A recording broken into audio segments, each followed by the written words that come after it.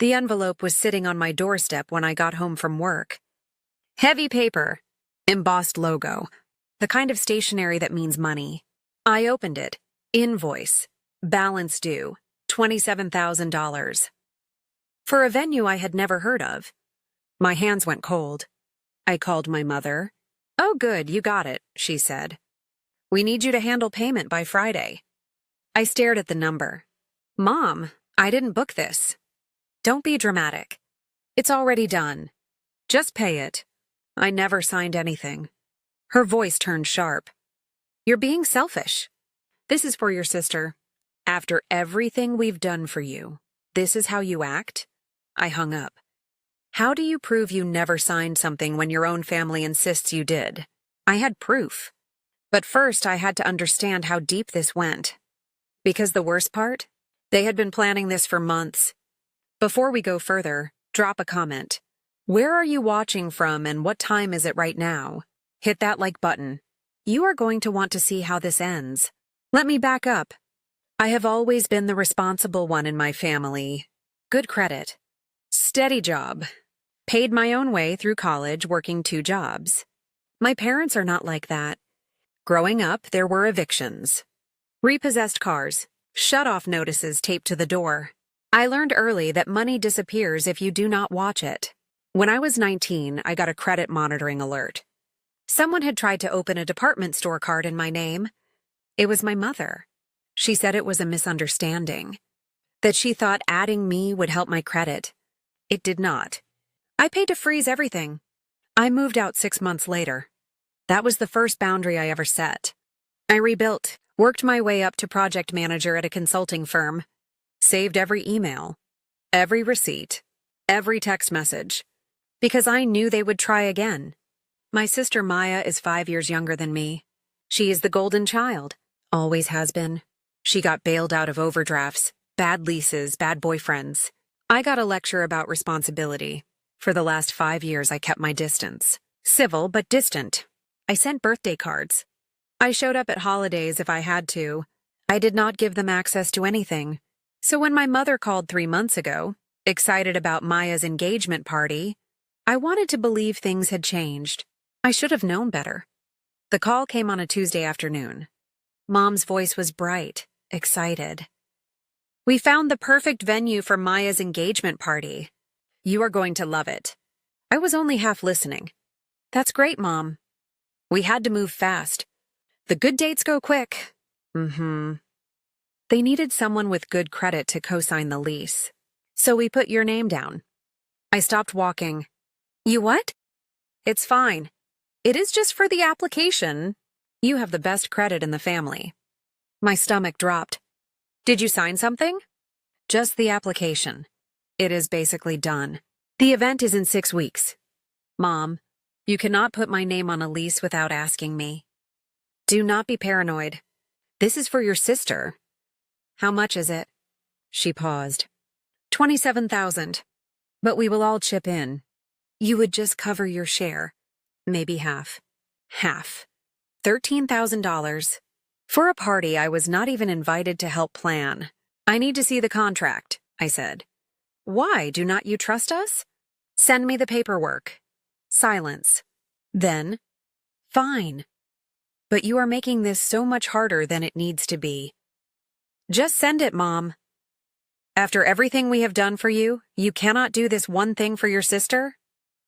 I did not answer. "I will think about it," I said. I hung up.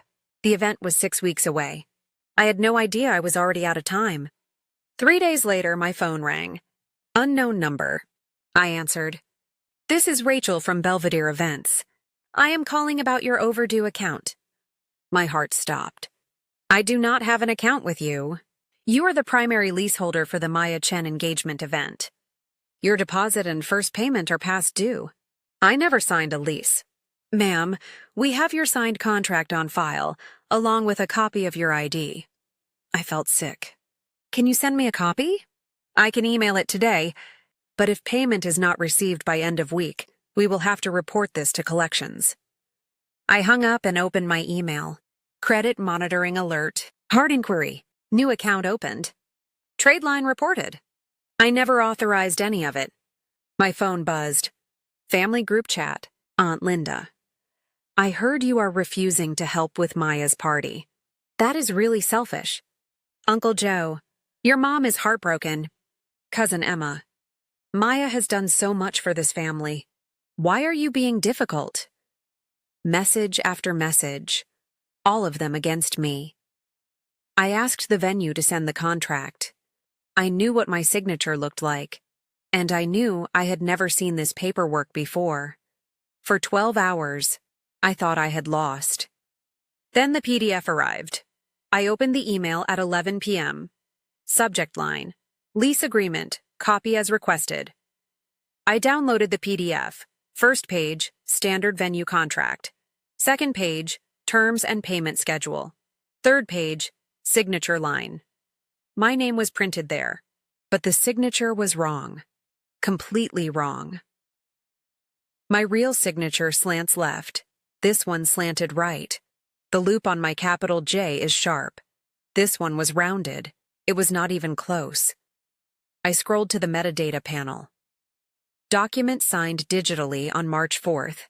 Email address used: myname.family@gmail.com. I have never owned that email address. I checked my calendar. March 4th. I was in Denver that week. Work trip. 3 days of client meetings. I pulled my flights, my hotel invoice, my Slack messages. I was 1,200 miles away when this was supposedly signed. I took screenshots of everything. Then I sent a text to my mother. I got the contract. This is not my signature. 3 dots. Then nothing. I waited. No response. I had proof of forgery. I had an alibi. But I still needed to know who actually signed it, and why they thought they would get away with it. 2 hours later, my mother finally replied. It was just easier this way. You said you would think about it. We took that as a yes. I stared at my phone. I sent back the signature comparison photo. This is forgery, Mom. Her response came fast. You are blowing this out of proportion. We already told everyone you are paying. If you embarrass Maya now, we will sue you for the full amount. Sue me for a debt they created. I did not reply. The next morning, Maya posted on Instagram a photo of her and her fiancé, smiling. Caption: Some people only care about money, not family. The comments poured in. So sorry, babe. You deserve better. Family should support family. None of them knew the truth. That afternoon, I got a voicemail from my HR department. Hi, this is Jennifer. We have received some unusual calls regarding a personal matter. Can you give me a call back when you get a chance? My mother had called my job. So had 2 aunts, trying to shame me into paying. The venue sent another email. Payment is now 10 days overdue. If not received, we will place a lien and report to all 3 credit bureaus. 10 days. They thought shame would break me. They did not know I had already started building the case. I pulled my bank records going back 6 months. I searched for any transaction with Belvedere events. 0 results. Not 1 payment, not 1 inquiry.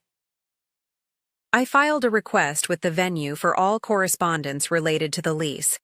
They sent me an email thread. Every single message came from my mother's personal email address. Negotiating dates, discussing menu options, asking about decorations. The fake email address only appeared on the signature documents. Then I looked closer at the scanned ID they had on file. It was my driver's license. But the expiration date was wrong. It showed a year 2 years in the future. My actual license had been renewed on a different date. Someone had photoshopped it. Badly.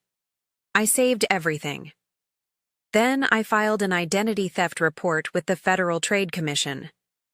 Confirmation number came back in 2 minutes. I submitted disputes to all 3 credit bureaus. Then I sent 1 text to my mother. This is identity theft. Fix it in 24 hours or I am filing a police report. She did not reply, so I made the call. I filed the report. Case number 2024-66831. Now I had everything I needed. I needed to understand why. Why risk a felony for a party? I ran a public record search on my parents. 2 evictions in the last 5 years. 3 defaulted auto loans, 7 accounts in collections. My mother's credit score was estimated below 600. My father's was worse. I pulled the venue's lease requirements from their website. Primary leaseholder must have a minimum credit score of 720. Proof of income at least 5 times the rental cost. My score was 790. My parents did not even come close. Neither did Maya. She had 2 maxed-out credit cards and a car repossession from last year. I was the only option. Then I remembered something. A voicemail my mom had left weeks ago. I had forgotten about it. I went back and listened. Her voice was strained. Maya's fiancé comes from money, real money. If we show up looking like we are struggling, his family will think we are trash. We cannot lose face. Not now. There it was. It was never about the party. It was about image, about pretending to be something they were not, and they were willing to destroy my credit to protect theirs. Now I knew exactly what to do. I called the attorney my mentor had recommended. Her name was Karen. She specialized in consumer protection and identity fraud. The consultation was free. The retainer was not. I paid it. She listened to everything, reviewed every document. Then she laid out the plan. We dispute the debt. We freeze your credit at all 3 bureaus. We file the police report, which you have already done. And then we give them 72 hours to fix this voluntarily. And if they do not? Then we go public. We CC the venue's legal team. We make this a liability problem for everyone involved. I nodded. She drafted a cease and desist letter, sent via certified mail to my parents' address and Maya's apartment. I froze my credit with Equifax, Experian, and TransUnion. All 3 confirmations came back within an hour. Then Karen contacted the venue's management. She requested a meeting, in person, with my parents, with Maya, with the venue's lawyer. She gave them 3 days' notice. The venue agreed immediately. My parents had no idea what was coming. My mother sent one text. "Why are you doing this to us?" I did not respond. I had said everything I needed to say.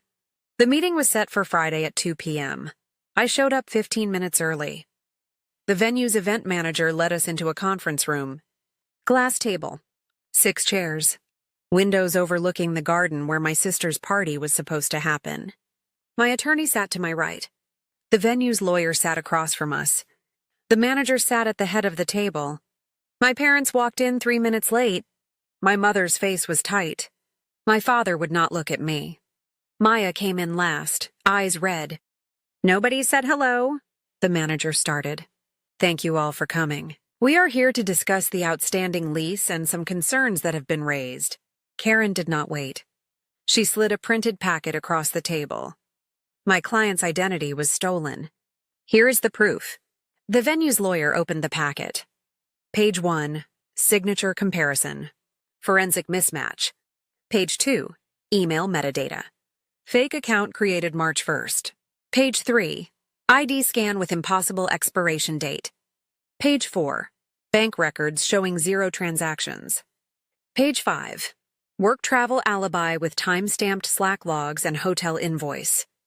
Page 6, FTC identity theft report. Page 7, police case number. The venue's lawyer went pale. He leaned over and whispered to the manager. The manager looked at my mother. "Did you submit fraudulent documents to secure this lease?" My mother's voice shook. "It is a misunderstanding. She said she would think about it. We were just trying to—" Karen cut her off. "It is a felony. You forged her signature. You created a fake email account in her name. You photoshopped her ID. That is identity theft under federal law." Maya started crying. "You are ruining my life." I looked at her, calm, steady. "I did not sign anything. You did this to yourself." The venue's lawyer cleared his throat. We are voiding your client's obligation effective immediately. We will be pursuing payment from the individuals who submitted the fraudulent application. He looked at my parents. You have 30 days to arrange payment, or we will file our own fraud claim and pursue this criminally. My mother stood up. This is insane. She is our daughter. Karen handed me a piece of paper. Signed release letter. On venue letterhead. She is also a victim of identity theft, Karen said, and you are lucky she is not pressing charges. My parents walked out. Maya followed, sobbing. I sat there for a moment. Then I stood, shook the manager's hand, and left. I walked out with a clean credit file and a lawyer on speed dial. They walked out with a $27,000 bill, and no one left to blame. The venue pursued my parents for the full amount. They could not pay it. After 2 weeks of back and forth, they negotiated a settlement. $9,000 plus cancellation fees. They borrowed the money from Maya's future in-laws. It was humiliating.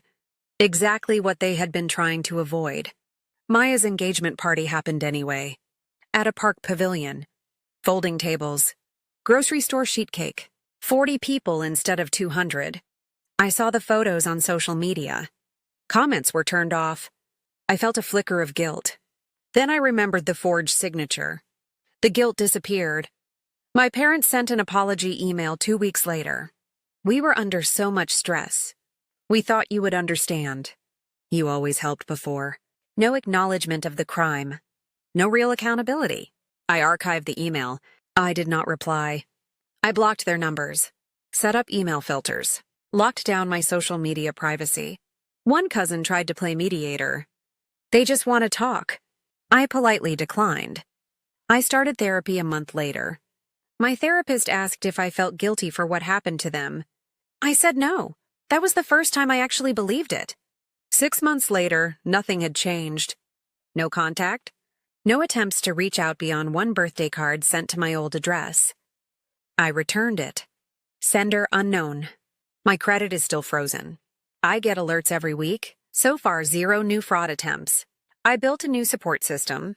Close friends, my mentor. Co-workers who became family. I started volunteering with a financial literacy nonprofit, helping young adults protect their credit and recognize the warning signs. I told my story in a workshop once.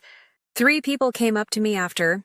All of them had family members who had tried the same thing. It is more common than you think. Here is what I learned. Family is not supposed to steal from you, and you are not required to set yourself on fire to keep someone else warm. Boundaries are not cruelty. They are survival. I look at my credit report now and then. Clean. No surprises. I close the laptop and I move forward. If you have ever had someone, family or not, use your name, your credit, your identity without asking. Drop your story in the comments. How did you handle it? What boundary did you set? And if this story helped you see red flags in your own life, hit that subscribe button. Sometimes the algorithm sends you exactly what you need to hear. One last thing. This story is a fictionalized dramatization for entertainment purposes. It is not legal or financial advice. If you are facing identity theft, contact the Federal Trade Commission and speak with a licensed attorney in your area. Protect yourself. You deserve that.